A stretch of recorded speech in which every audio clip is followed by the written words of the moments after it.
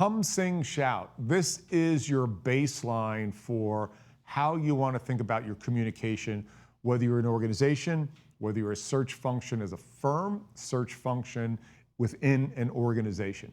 Best place to start out. Let's start out with a graphic that helps you in your mind sort of wrap yourself around what that means.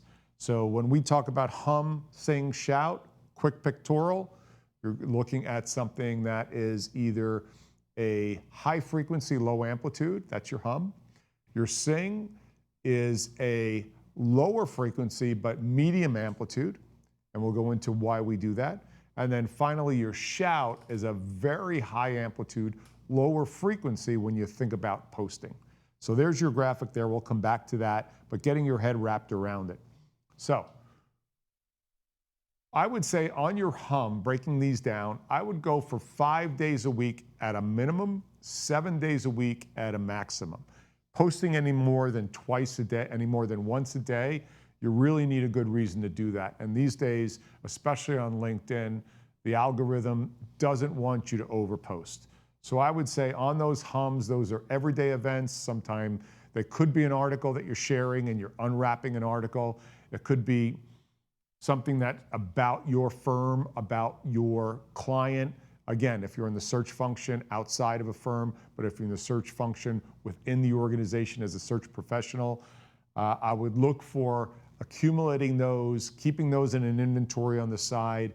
The reason is you want to come up in the feed every day to establish that frequency. When you get into the sing side of things, so the sing side of things, the cadence and amplitude start to rise. It's a more important function. It's something that probably you want to say once a week on a monthly basis, maybe 5 times in a month, 4 times in a month. That allows you to have a meaningful event. As we use as examples here, it could be a press release, could be, if you're a medical device company, a meaningful outcome, or it could be a key hire that was made or a key hire that your search firm made on the sing side. The shout side, what I like about the shout function is these are the ones that really are an order of magnitude. So you're talking about the lowest frequency of all, but the highest amplitude. This is either a financing, a meaningful one. It could be a big move on a partnership. It could be a 510K clearance or a PMA approval, but it's a big one. It is one of which maybe once every month you want to shout that out. Now, a shout can also be supported by a number of sings that are subsets within that. So let's say you're going to an event. Let's say you're going to a big show. You can make that announcement, and then you can start to, during the week, pepper in 1 or 2 times on the sing and the shout on that. Here's why you want to consider that. People are always watching in the marketplace. They're seeing what you're doing. If you're a search function, they're seeing what leadership's doing in the organization. You want to create a reason for people to be watching from afar, and they're considering applying to your organization, or maybe they're not looking. You're making an outbound call as a headhunter or a search function within an organization, and they've been watching from afar and they're saying, you know, I've been watching what's going on, I'm going to take that call.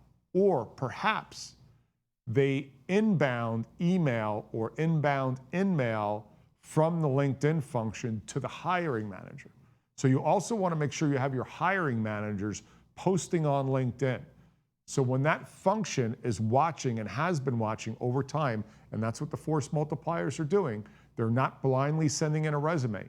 That needs to be a catalyst that has them thinking about why do they want to potentially expose themselves if it's going to be an inbound by a force multiplier.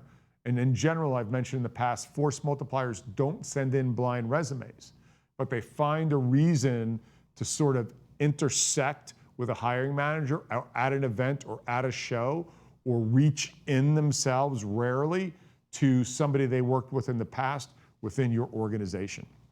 Because I will tell you, the old days of job ads or even LinkedIn postings attracting the force multiplier are over.